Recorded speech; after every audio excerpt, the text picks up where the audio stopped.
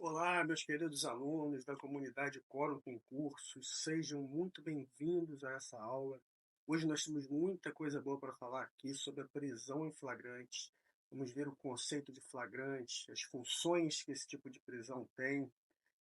Nós vamos falar das fases da prisão em flagrante, do sujeito ativo, das espécies de flagrante. Vamos falar sobre o flagrante nos crimes permanentes, sobre a lavratura do auto de prisão em flagrante e também sobre a convalidação da prisão em flagrante pelo juiz. E, por fim, nós vamos resolver duas questões de concurso que foram cobradas recentemente em provas para a Guarda Municipal. Então, hoje, você sai daqui preparado para responder qualquer questão de concurso aí para a Guarda Municipal sobre esse tema prisão em flagrante. Tudo bem, beleza? Então vamos lá. Olha, no Código de Processo Penal, a prisão em flagrante vem tratada nos artigos 302 a 310. Então são 8 artigos que o Código traz para tratar desse assunto. E nós vamos começar conceituando o Instituto, entendendo como é que a doutrina do processo penal conceitua a prisão em flagrante. Vejam, a expressão flagrante deriva do latim flagrare, quer dizer queimar. Então, flagrante é uma característica do delito, é uma infração que está queimando, ou seja, que está sendo cometida ou que acabou de ser cometida, autorizando a prisão do suspeito mesmo sem autorização judicial, em virtude dessa certeza visual do crime. Então, é, na verdade, um mecanismo de autodefesa da sociedade. Portanto, a prisão em flagrante é isso, é um mecanismo de autodefesa da sociedade. Mas quais seriam as funções dessa prisão em flagrante? Para que serve esse tipo de prisão? E a doutrina vai trazer para a gente algumas funções da prisão em flagrante. A gente pode dizer que ela serve para evitar a fuga do infrator, para auxiliar na colheita dos elementos informativos, elementos de prova, que vão auxiliar no curso do processo, também para impedir a consumação do delito, naqueles casos em que o delito está sendo praticado ou acabou de ser praticado, evitando também o seu exaurimento. São as situações dos incisos 2º, 3º e 4º do artigo 302 do Código de Processo Penal. Serve ainda, vai dizer a doutrina, para preservar a integridade física do preso, principalmente diante da comoção que alguns crimes provocam na população, né? Evitando aí um possível linchamento desse indivíduo. Então, esse tipo de prisão é composta por essas fases também. Além dessas funções, portanto, nós vamos entrar no estudo das fases da prisão em flagrante. Esse ponto é muito importante, então anote aí no seu caderno as fases da prisão em flagrante. Inicialmente, essa prisão em flagrante ela vai funcionar como um mero ato administrativo. Portanto, a primeira fase estudada da prisão em flagrante é essa, em que ela funciona como um mero ato administrativo, sem necessidade de autorização judicial, sem necessidade de participação do poder judiciário. Ela exige, para esse primeiro momento, apenas uma aparência do crime, de tipicidade, né? Sem nenhum tipo de valoração sobre os outros elementos do crime, como a ilicitude e a culpabilidade do agente. Pelo sistema lá do Código de Processo Penal, o Código de Processo, aliás, pelo sistema do Código de Processo Penal, o flagrante se divide em 4 momentos distintos. O primeiro momento é o momento da captura.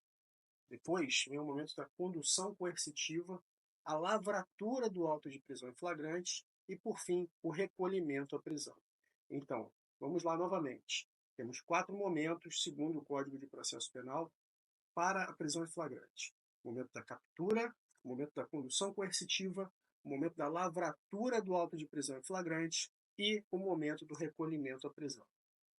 No primeiro momento, o agente encontrado numa situação flagrancial, ou seja, numa daquelas hipóteses ali do artigo 302 do Código de Processo Penal, ele é capturado de forma a que se evite que ele continue praticando o ato delituoso. Então, a principal função da captura, dessa primeira etapa aí, dessas 4 que nós vamos analisar do flagrante, é evitar a continuidade da ação delitiva e resguardar a ordem pública. Então, prendendo o agente, a gente faz com que a lesão que estava sendo cometida contra um determinado bem jurídico seja interrompida.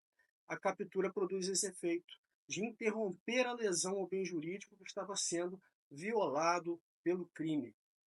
E após essa captura, o agente vai ser conduzido coercitivamente à presença da autoridade policial para que sejam adotadas as providências legais. Vou só tomar uma água aqui para a gente continuar. Então, ele vai ser capturado e vai ser conduzido coercitivamente até a presença da autoridade policial. Notem que, apesar do nome, condução coercitiva, isso não quer dizer que seja uma condução realizada com violência, mas sim uma condução realizada forçadamente. Em outras palavras, o sujeito vai ser levado para ser apresentado à autoridade policial, querendo ou não. Se houver resistência, vai ser usado moderadamente a força, vai ser usada moderadamente a força para que ele seja apresentado à autoridade policial. Depois desse segundo momento, que é a da condução coercitiva, nós teremos o momento da lavratura do auto de prisão em flagrante. A lavratura é a elaboração de um auto de prisão em flagrante, um documento, né, que a gente costuma chamar de APFD, auto de prisão em flagrante delito, para que se registrem, se documentem ali os elementos sensíveis que existam no momento daquela infração. Esse ato ele tem como principal objetivo auxiliar a manutenção dos elementos de prova que a infração deixou, né? Já que ela acabou de ocorrer, ali vão se encontrar elementos importantes, oitiva de testemunhas, eventuais vestígios do crime, e tudo isso vai ficar então documentado nesse auto de prisão em flagrante, nesse APFD. Por fim, o quarto elemento é a detenção do indivíduo, né? É a manutenção desse agente no cárcere. Essa manutenção do indivíduo no cárcere não vai ser necessária nas hipóteses em que for cabível a fiança pela autoridade policial. Mas quando, Rodrigo, que é cabível a fiança pela autoridade policial? Quando é que o delegado de polícia mesmo vai arbitrar uma fiança ali para o preso que foi apresentado a ele, né, numa situação de flagrante delito? É o artigo 322 do Código de Processo Penal que traz para a gente que a autoridade policial somente poderá conceder fiança nos casos de infração cuja pena privativa de liberdade máxima não seja superior a 4 anos. Nos demais casos, vai dizer o parágrafo único do 322, a fiança será requerida ao juiz que decidirá em 48 horas. Então, naqueles crimes cuja pena máxima não seja superior a 4 anos, é o próprio delegado de polícia que arbitra a fiança ali no momento da apresentação do preso, no momento da lavratura do auto de prisão em flagrante. E nos demais casos, a autoridade judicial, o poder judiciário, o juiz competente pelo aquele caso, vai avaliar a possibilidade de concessão de fiança para esse preso que lhe foi apresentado, né? Bom, depois disso, o preso deve receber um documento que o Código de Processo Penal dá um nome de nota de culpa. Prestem bastante atenção aqui, esse documento, chamado nota de culpa, deve ser entregue ao preso em até 24 horas após a captura. Isso está lá no artigo 306, parágrafo 2º do Código de Processo Penal. Mas a gente vai falar mais da nota de culpa lá mais para frente, quando formos avaliar e analisar passo a passo, com bastante tranquilidade e calma, as etapas da lavratura do auto de prisão em flagrante. Depois desse momento, em que o preso foi capturado, conduzido coercitivamente, apresentado à autoridade policial, foi lavrado um auto de prisão em flagrante, né? E aí arbitrou-se fiança ou não, e em caso de não ter sido arbitrada a fiança, ou porque não era o caso de fiança, já que a pena do crime era maior do que 4 anos, ou porque naquele caso concreto não cabia a fiança, especificamente. De qualquer modo, depois desse momento, a prisão em flagrante se converte em ato judicial. A partir do momento, então, que a autoridade judiciária, o juiz, é comunicado da detenção do agente, o ato passa a ser judicial. Ele deixa de ser administrativo e passa por uma judicialização. O juiz ele vai receber a comunicação dessa prisão e passa a analisar a sua legalidade, para saber se é caso de relaxamento da prisão, se a prisão foi legal, se tem necessidade de converter essa prisão em flagrante numa prisão preventiva, ou também para ver se naquele caso cabe liberdade provisória para aquele preso. Pode ser com fiança ou sem fiança. Todos esses institutos que eu estou falando para vocês, prisão preventiva, liberdade provisória, fiança, serão objetos de outros encontros da gente, né? Hoje a gente vai focar aqui na análise da prisão em flagrante. Então, essa divisão da prisão em flagrante em fases: captura, condução coercitiva, apresentação, lavratura do auto de prisão em flagrante e a detenção do indivíduo, desculpe, é muito importante, né? Em alguns casos, pessoal, mesmo havendo a prática de uma conduta típica, portanto, prevista lá na lei penal como crime, mesmo que essa conduta seja ilícita e, portanto, seja contrária ao ordenamento jurídico, não tenha sobre ela nenhuma causa de exclusão da ilicitude, mesmo nesses casos, há hipóteses em que não haverá prisão em flagrante. Né? Mas que casos são esses? Esses casos são casos previstos em lei. Nós temos, por exemplo, as infrações de menor potencial ofensivo que estão previstas lá na Lei 9.099, de 95. São aquelas infrações penais, são todas as contravenções penais e também os crimes em que a pena máxima não seja superior a 2 anos.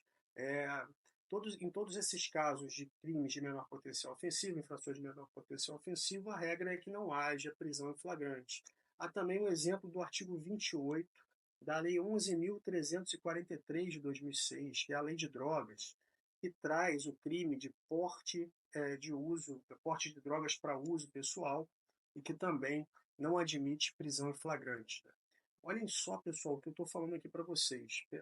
Pensem aqui comigo, acompanhem esse raciocínio, redobrem a atenção de vocês. Eu disse para vocês que nesses casos, infrações penais de menor potencial ofensivo e porte de drogas para uso pessoal, nós não teremos prisão em flagrante.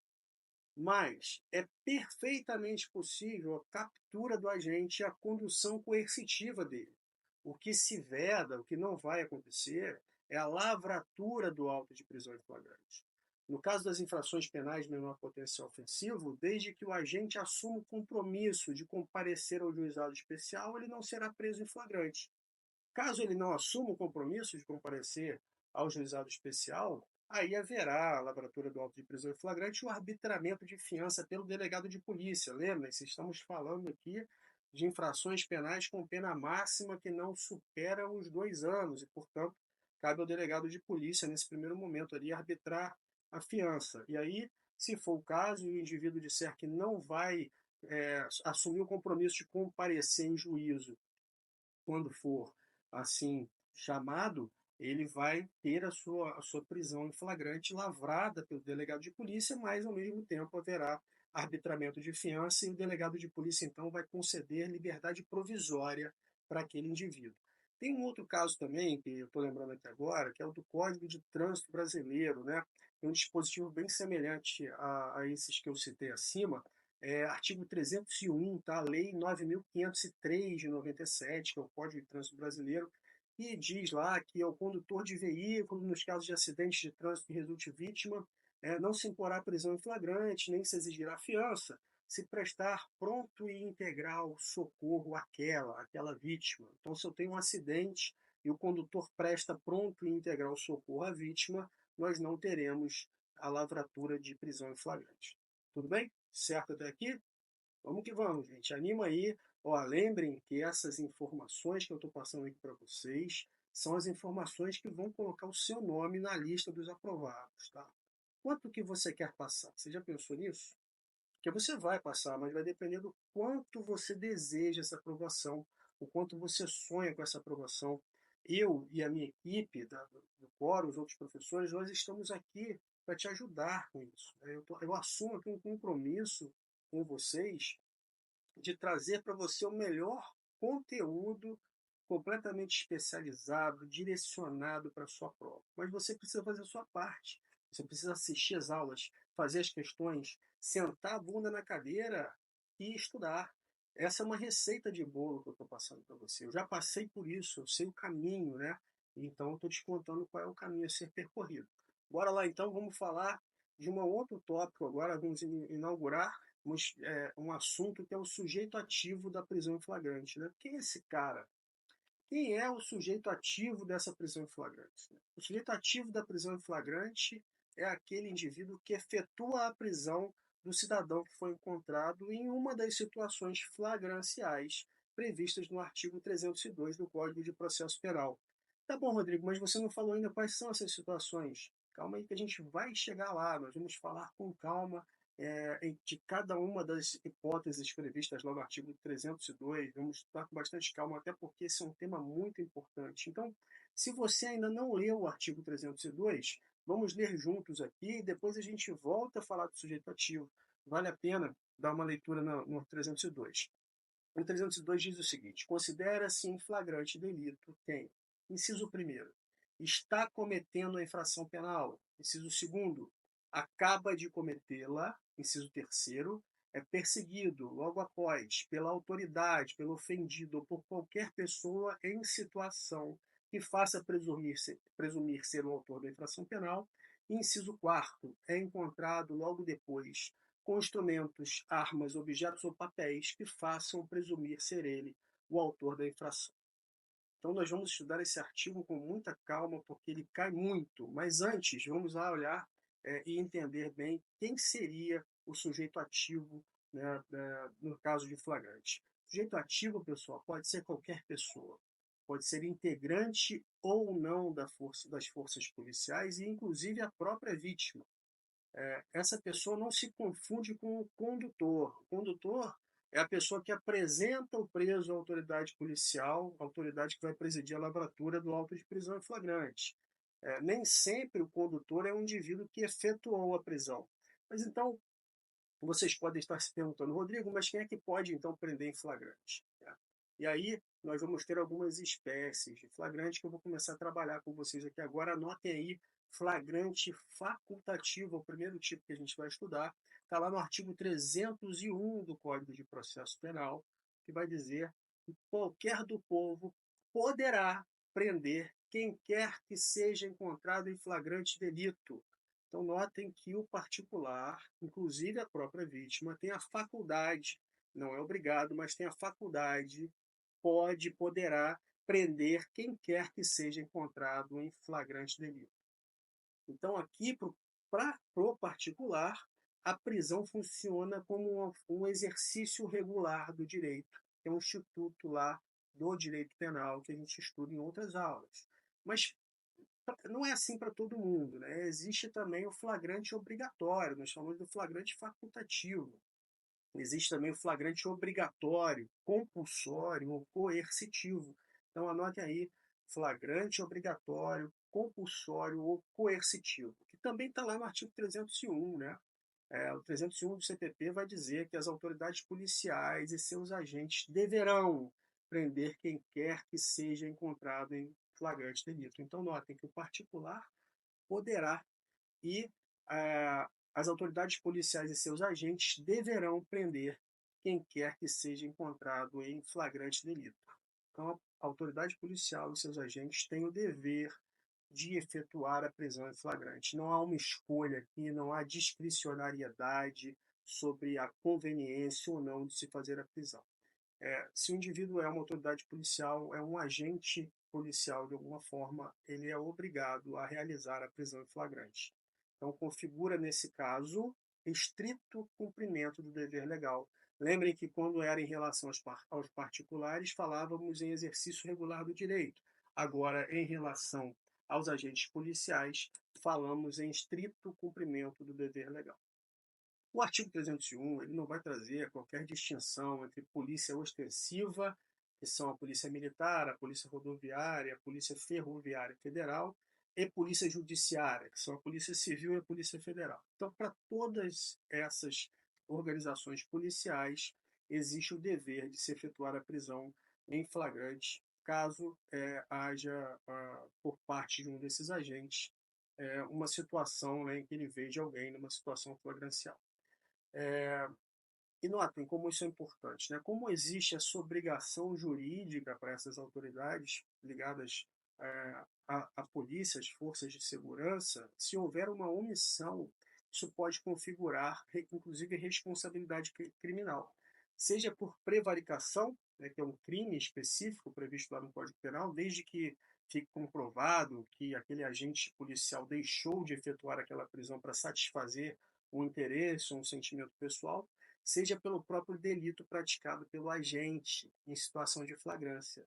Se aquela autoridade policial podia agir para evitar a consumação e não agiu, ele se encontra, né, ali, a conduta dele vai encontrar conexão com o artigo 13, parágrafo 2º, a linha A do Código Penal, e ele vai ser por isso responsabilizado. Mas isso, pessoal, é um papo para uma aula de direito penal. Vamos voltar aqui o nosso foco para entendermos o Instituto do Flagrante, da prisão em flagrante. Então, para a gente fechar esse ponto, a lei fala apenas em autoridade policial. Ela não fala em outras autoridades, como são o juiz e o promotor. Nesses casos, o juiz, o promotor, e assim como qualquer outro cidadão, terão a faculdade de prender em flagrante delito, mas não a obrigação de efetuar a prisão em flagrante delito. Então, eles podem prender, assim como qualquer pessoa pode, mas não tem aquela obrigação direcionada para as autoridades policiais. Beleza? Tudo certo? Show de bola? Vamos embora falar então agora do sujeito passivo. Já vimos o sujeito ativo, falamos agora do sujeito passivo do flagrante. Pelo menos em regra, qualquer pessoa pode ser presa em flagrante. Existem algumas exceções, porém, tais exceções fogem demais do tema dessa aula. Essas exceções elas são estudadas lá no direito constitucional, no tema das imunidades prisionais. Não se preocupem, vocês vão ter uma aula sobre esse assunto com o professor Gervando Nascimento aqui do curso. Então, vocês vão entender muito bem sobre as imunidades prisionais. Ele vai explicar tudo para vocês dessa parte. Então, mas como regra, qualquer pessoa pode sim ser sujeito passivo e ser presa em flagrante se estiver dentro de uma daquelas situações ali do 302 do Código de Processo Penal. Tudo bem? Até agora nós vimos o conceito de flagrante, vimos as funções do flagrante, as fases, o sujeito ativo e o sujeito passivo da prisão em flagrante. Chegou o momento de nós passarmos a analisar as espécies de flagrante. Chegou aquele momento de estudarmos com calma o artigo 302 do CPP, que nós lemos agora mesmo. Né? As hipóteses que autorizam a prisão em flagrante de determinada pessoa, elas estão previstas nos incisos 1º, 2º, 3º e 4º do artigo 302 do Código de Processo Penal. Essas hipóteses, esse rol do 302 é um rol taxativo. Esse rol ele vai modelar e qualificar as situações de flagrância. Isso acaba funcionando como uma garantia para a sociedade. Em outras palavras, só posso ter prisão em flagrante nos casos específicos definidos no artigo 302. Fora desses casos, não temos como ter prisão em flagrante. Não temos. Daí a doutrina vai dizer que esse rol, essas hipóteses do artigo 302 não podem ser interpretados de maneira extensiva, não podem ser interpretados por analogia. É uma outra forma de interpretação também. Qualquer prisão fora dos casos do artigo 302 só pode ocorrer com ordem judicial. E aí, quando a gente lê o artigo 302, que vocês devem pensar assim, poxa, eu vou precisar decorar esse negócio todo. Calma, com a leitura reiterada, repetida, você acaba absorvendo e entendendo ali, você não precisa decorar, você precisa entender o conceito. Então, notem, percebam que quando a gente lê o artigo 302, a gente acaba percebendo que ali existe uma gradação, uma relação decrescente de imediatidade, ou seja, do que é mais imediato para o que é mais longe no tempo, né? Os incisos vão levando a gente de um momento mais próximo do crime para um momento mais longe do crime em termos de tempo, né? Mais afastado em termos temporais. Então vamos dar uma lida aí novamente e vocês vão perceber o que eu estou falando. Olha o 302. Considera-se em flagrante delito quem está cometendo a infração penal. Está cometendo a infração. Inciso 2º, acaba de cometer a infração penal. Inciso 3º, é perseguido logo após pela autoridade, pelo ofendido ou por qualquer pessoa, em situação que se faça presumir ser o autor da infração penal. Inciso 4º, é encontrado logo depois com instrumentos, armas, objetos ou papéis que façam presumir ser ele o autor da infração. Então, é interessante notarmos aí esse afastamento no tempo, do momento mais próximo do crime, lá no inciso primeiro, para o momento mais longínquo, lá no inciso quarto, em que o dispositivo vai dizer que o indivíduo é encontrado, né?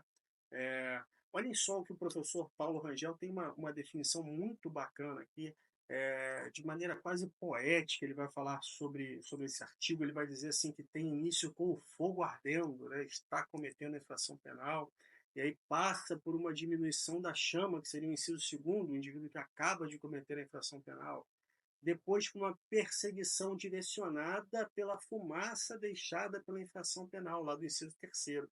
E por último, vai dizer o professor Paulo Rangel, termina com o encontro das cinzas ocasionadas pela infração penal, aquele caso em que o agente é encontrado logo depois do crime, lá no inciso quarto.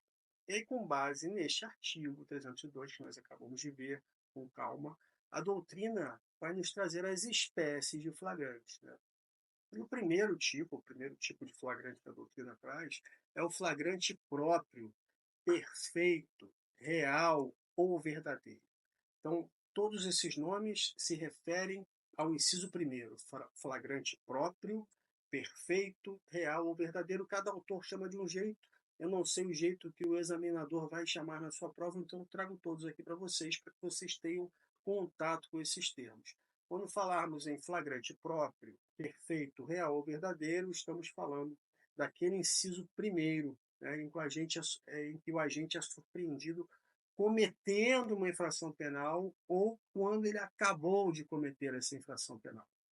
Essa expressão dos incisos primeiro e segundo, que trazem o flagrante próprio, perfeito, real, verdadeiro, elas são expressões que vão dizer que o indivíduo ou acabou de cometer a infração penal ou está cometendo a infração penal. Ele não se afastou ainda da vítima, ele não se afastou ainda do local do delito, ele ainda está por ali pelas redondezas, tendo acabado de cometer a infração penal, ou ainda está ali cometendo a infração penal, cometendo um núcleo do tipo penal, né? Por exemplo, imagina ele está subtraindo uma coisa alheia móvel, está lá subtraindo, ou está efetuando disparo de arma de fogo para matar alguém, né? Ou então ele acabou de subtrair uma bolsa de alguém e naquele momento em que ele acabou a subtração, quando ele inicia a sua fuga, ele já é surpreendido, ou ele acabou de atirar em alguém e aí está deixando o local do crime e é surpreendido. Em todos esses casos, o flagrante vai ser um flagrante próprio, perfeito, real ou verdadeiro, e nós vamos enquadrá-lo no artigo 302, ou no inciso primeiro, está cometendo a infração penal, ou no inciso segundo, acabou de cometer. Então, a segunda, aliás, se não, a segunda espécie de flagrante é o chamado flagrante impróprio. Então lembre que o primeiro é o próprio, o segundo é o impróprio. Impróprio, imperfeito, irreal ou quase flagrante. Esses são os nomes que a doutrina traz. Flagrante impróprio, imperfeito, irreal ou quase flagrante. Ele ocorre, pessoal, quando o agente é perseguido logo após o cometimento da infração penal em uma situação que faça presumir ser ele o autor do ilícito. É o caso do inciso terceiro do artigo 302, né? Para ter esse tipo de flagrante, nós temos que ter três fatores ao mesmo tempo, três fatores conjugados. Nós temos que ter uma perseguição, que a doutrina vai chamar de requisito da atividade, então a perseguição. Segundo, tem que ser logo após o cometimento da infração penal, é o requisito temporal. E terceiro, em uma situação que faça presumir a autoria, seria um requisito circunstancial. Então, repetindo, nós estamos falando agora aqui de uma outra espécie de flagrante, que é o flagrante impróprio, imperfeito, irreal ou quase flagrante, que está lá no inciso terceiro do artigo 302, que é o indivíduo que é perseguido logo após cometer a infração penal em situação que faça presumir que ele é o autor da infração penal. Então está no inciso terceiro do artigo 302, tudo bem? Para isso, temos que ter três fatores conjugados: perseguição, logo após o cometimento da infração penal, e em uma situação que faça presumir que ele é o autor da infração. Então, tem o requisito da atividade, que é a perseguição, o requisito temporal, que é logo após o cometimento da infração penal, e, por último, em uma situação que se faça presumir a autoria, que é um requisito circunstancial. Tudo bem? Então, essa perseguição logo após o cometimento da infração e uma situação que faça presumir a autoria do crime. Mas olha, o que seria esse logo após, né, presente lá no inciso 3º do artigo 302 do CPP? Logo após é um lapso temporal que ocorre, presta atenção, entre o acionamento da autoridade policial, o seu comparecimento ao local dos fatos ali para colher aqueles primeiros elementos e o início da perseguição. Então, isso é logo após na visão dos tribunais. É um lapso temporal, tempo que ocorre entre o acionamento, a pessoa ligou lá para a polícia compareceu até o local para colher aqueles primeiros elementos e aí deu início a essa perseguição. Portanto, é basicamente o tempo que leva para que as diligências de perseguição se iniciem depois que a polícia toma conhecimento dos fatos, né? A partir daí, a gente pode entender que existe o logo após, tudo bem? Por isso, tem-se entendido que não importa se a perseguição é iniciada por pessoas que estavam no local ou pela polícia acionada por meio de uma ligação telefônica. Nas hipóteses de perseguição, a prisão pode ser efetuada em qualquer local onde o indivíduo for encontrado, mesmo que em outro estado da federação, mesmo que ele esteja em casa ou mesmo que ele esteja numa casa alheia, ele continua em situação de flagrante delito. Isso que eu acabei de falar, sobre essa possibilidade de prisão em outros locais, sim, você vai encontrar nos artigos 290, 293 e 294 do Código de Processo Penal. Depois da aula, dá uma olhada nesses dispositivos, dá uma lidinha, porque isso vai clarear bastante a sua mente em relação a esse assunto, beleza? Então, o importante aqui no flagrante impróprio é que essa perseguição tenha início logo após o cometimento do fato delituoso. E aí ela pode perdurar por várias horas, desde que ela seja ininterrupta, contínua, sem o que a doutrina costuma chamar de solução de continuidade, ou seja, que essa continuidade seja interrompida. Portanto, desde que seja sem interrupção, não há um limite temporal para essa diligência terminar. Essa ideia, portanto, de que só pode prender em flagrante até 24 horas depois do fato, isso é o folclore, né? Isso é o senso comum, são as pessoas que não assistiram aqui a aula do curso Quórum, né? Não viram nada de processo penal que acabam pensando. Portanto, não existe esse prazo nessas hipóteses aí do inciso 3º do artigo 302, é possível que essa operação policial de busca e captura do suspeito vá se estendendo no tempo, vá passando de uma equipe para outra, durante dias, até que esse indivíduo seja capturado. Tudo bem, pessoal? Outra espécie aí, para a gente concluir as espécies de flagrante, é o chamado flagrante presumido, ficto ou assimilado. Ficto de ficção, né? Flagrante presumido, ficto ou assimilado. Lá do artigo 302, inciso 4º, a gente aí finaliza, né, os 4 tipos que existem nos incisos do artigo 302. Nesse flagrante presumido, ficto ou assimilado, o agente é preso logo depois de cometer a infração penal com instrumentos, armas, objetos ou papéis que façam presumir ser ele o autor da infração penal. Nesse caso, preste atenção nisso, a lei não exige perseguição. Basta que a pessoa seja encontrada logo depois da prática do crime com coisas que traduzam um forte indício de autoria ou de participação no crime. Por exemplo, imagine que em um determinado bairro exista um chamado para a polícia militar de que houve um furto ou um roubo a uma residência durante a noite, né? Então a polícia faz algumas buscas ali e resolve montar alguns bloqueios, né, algumas blitz nos arredores, nos bairros vizinhos. E acabam surpreendendo um veículo, e dentro desse veículo existem algumas pessoas e bolsas, relógios, telefones, joias, dinheiro, objetos daquela vítima. Então, nesse caso, essas pessoas são encontradas aí depois do cometimento da infração penal, numa situação, né, em que eles estão na posse de instrumentos, objetos, papéis, que faz com que a gente presuma que eles são os autores da infração penal e eles vão ser presos em flagrante. Tudo bem? Olha, segundo parte da doutrina, existe uma diferença entre a expressão logo depois, lá do inciso 4 que a gente acabou de ver, e o logo após, no inciso 3º. Então, o inciso 3º, 302, fala em logo após, o inciso 4º fala em logo depois. Será que existe mesmo essa diferença? Né? Modernamente, a doutrina vem entendendo que não, até porque, semanticamente, não existe diferença entre logo após e logo depois. Então, as duas expressões, pessoal, querem dizer a mesma coisa. As duas significam que deve haver uma relação de imediatidade entre o início da perseguição no flagrante impróprio, né, e o encontro do acusado, no caso do flagrante presumido. Então, no flagrante impróprio, o logo após quer dizer, logo após deve haver a perseguição.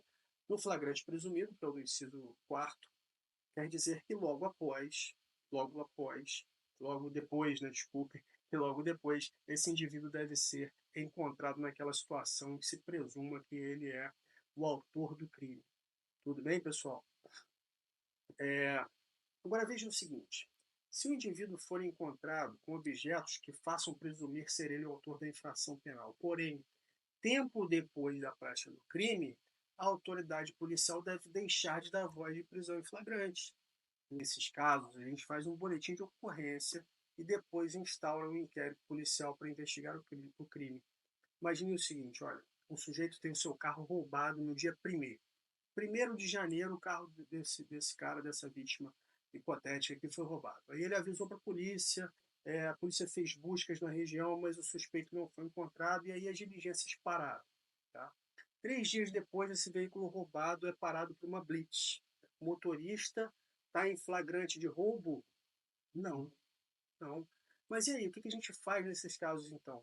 Olha, nesse caso específico do nosso exemplo, o artigo 180 do Código Penal vai trazer o crime de receptação. Né? O crime de receptação vai dizer que adquirir, receber, transportar, conduzir ou ocultar em proveito próprio ou alheio, coisa que sabe ser produto de crime ou influir para que um terceiro de boa-fé adquira, receba ou oculte. Traz uma pena lá de reclusão de 1 a 4 anos. No caso do crime de receptação, esse indivíduo que está dirigindo um carro roubado, ele está em flagrante do crime de receptação, e não daquele crime de roubo que aconteceu 3 dias antes. Tudo bem? Beleza, pessoal? Fechamos então as 4 espécies de flagrante que estão lá no Código de Processo Penal. Tudo bem? Nós vamos passar a falar agora aqui de hipóteses que não estão no Código de Processo Penal, mas que são comentados pela doutrina e que são cobrados na prova de vocês. Então, é muito importante que nós façamos a leitura e desenvolvamos bem aqui esse tema. O primeiro deles é o flagrante preparado, provocado, crime de ensaio, delito de experiência ou delito putativo por obra do agente provocador. Vou repetir para vocês, olha. Flagrante preparado, anotem aí, né? Flagrante preparado, sinônimos agora: provocado, crime de ensaio, delito de experiência ou delito putativo por obra do agente provocador. Eu falo com vocês aqui esses nomes todos porque pode ser que o seu examinador tenha acordado de mau humor no dia que vai fazer a sua prova. E aí ele vai querer usar um termo diferentão desses aí para mostrar que sabe muito e tal. Isso é uma grande besteira, mas infelizmente está sendo cada vez mais comum no direito, principalmente no universo dos concursos públicos. E aí o que a gente faz? Traz para vocês aqui as expressões, e aí a gente ajuda vocês a entenderem esse assunto e se adaptarem, e a gente vai se adaptando porque através da adaptação que nós conseguimos superar os nossos desafios, não é assim? Então vamos ver esses termos aí para a gente não ser pegos de surpresa, né?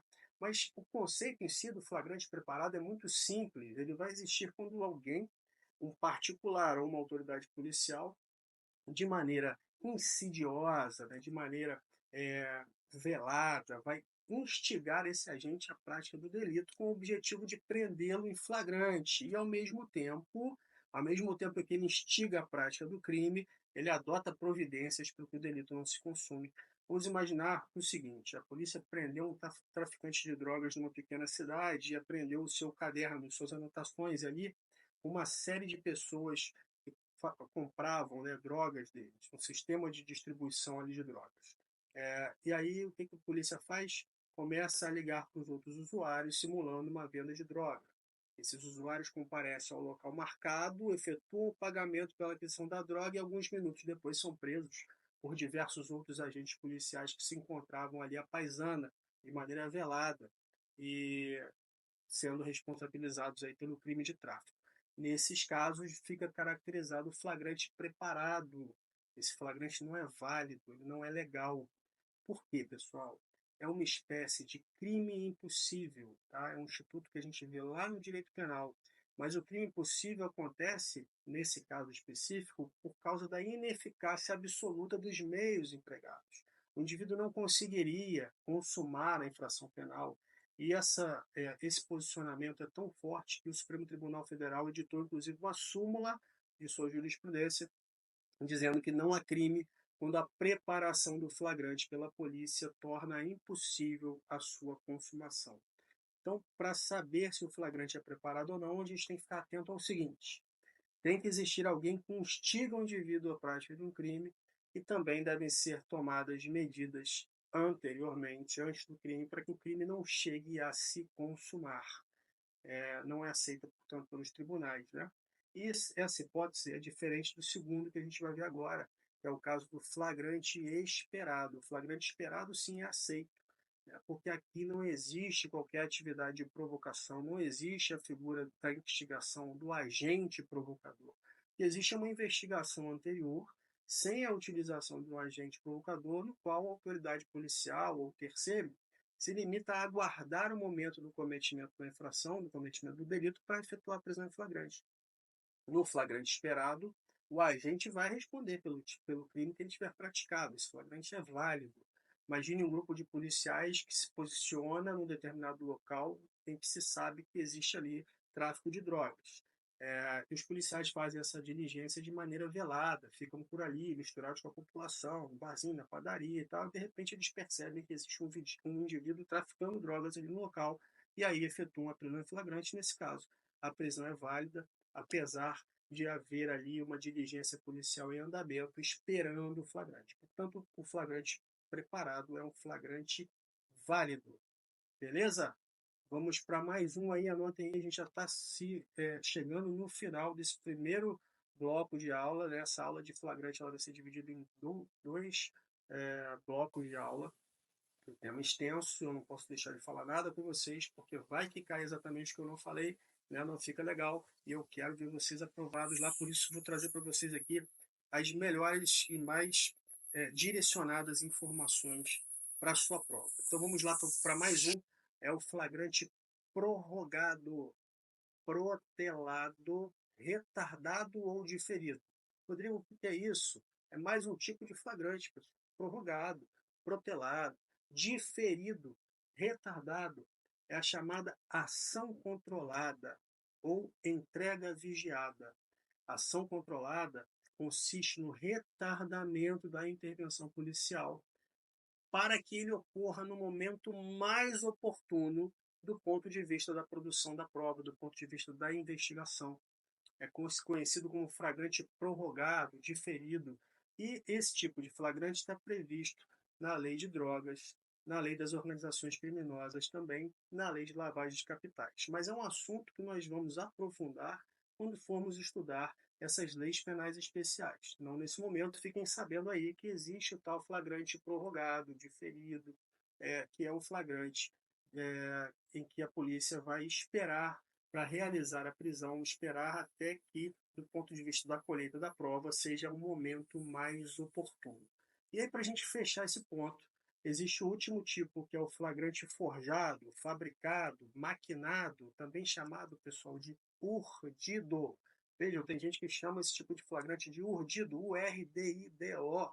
Flagrante forjado, fabricado, maquinado, urdido. É assim que fala.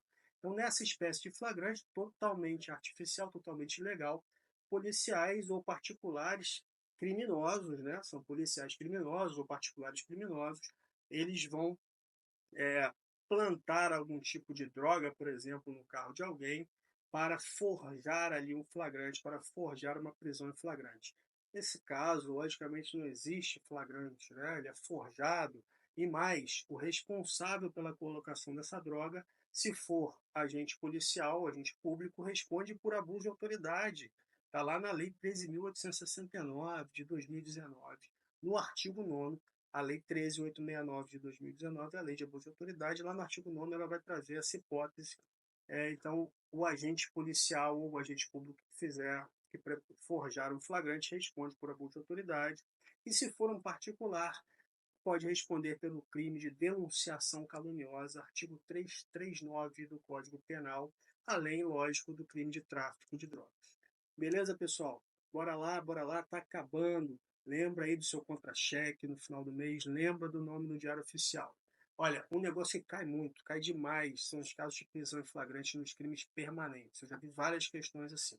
Mas, Rodrigo, o que vem a ser um crime permanente? O que é isso, né?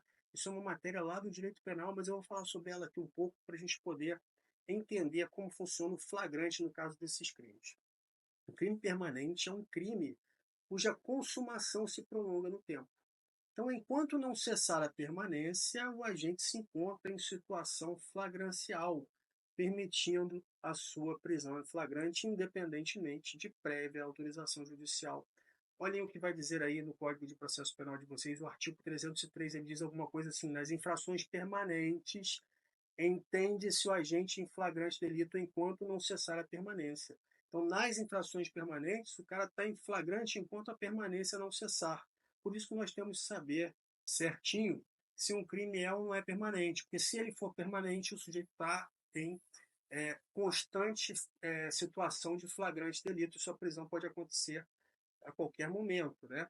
Um exemplo, sequestro e cárcere privado, lá do artigo 148 do Código Penal. O indivíduo está mantendo alguém em cativeiro, sequestrando ou mantendo em cárcere privado. Situação de flagrante permanente. Redução à condição análoga de escravo. Artigo 149, também o indivíduo mantém alguém, um outro ser humano, como se fosse um escravo. Extorsão mediante sequestro, 159 do Código Penal. A receptação que nós vimos lá do 180, naquelas modalidades transportar, ocultar, ter em depósito. Né? O tráfico de drogas também guarda, traz consigo, transporta, tem em depósito. Em todos esses casos, a gente tem situações de crimes permanentes em relação aos quais a prisão em flagrante é possível a qualquer momento, enquanto não cessar a permanência. E a Constituição Federal autoriza, inclusive, a violação do domicílio, mesmo sem prévia autorização judicial. Imaginem um delito de tráfico de drogas na modalidade ter em depósito. O sujeito está lá na casa dele, sentado em 50 quilos de cocaína. Né? Então, por ser um crime de natureza permanente, no qual a consumação se prolonga no tempo, persiste o estado de flagrância. Enquanto aquela droga estiver ali com ele, é possível uma intervenção policial e uma prisão, mesmo no período noturno, mesmo sem autorização judicial. Beleza? Pessoal, é isso aí. Por hoje foi isso. Eu vou parar por aqui essa aula, mas estou preparando para vocês uma segunda aula sobre o flagrante. A gente vai falar da lavratura do auto de prisão em flagrante. Vamos falar do condutor, das testemunhas, do interrogatório do preso, da comunicação da prisão para o judiciário, defensoria. Vamos falar sobre a convalidação ou não da prisão pelo juiz. E depois vamos ainda resolver duas questões que caíram nas últimas provas, nos últimos concursos para a Guarda Municipal, e eu vou mandar para vocês um material de apoio. Beleza? Continuem firmes, focados, determinados. Olha, nada pode impedir quem nunca desiste. Pensem nisso. Fiquem com Deus aí. Um forte abraço.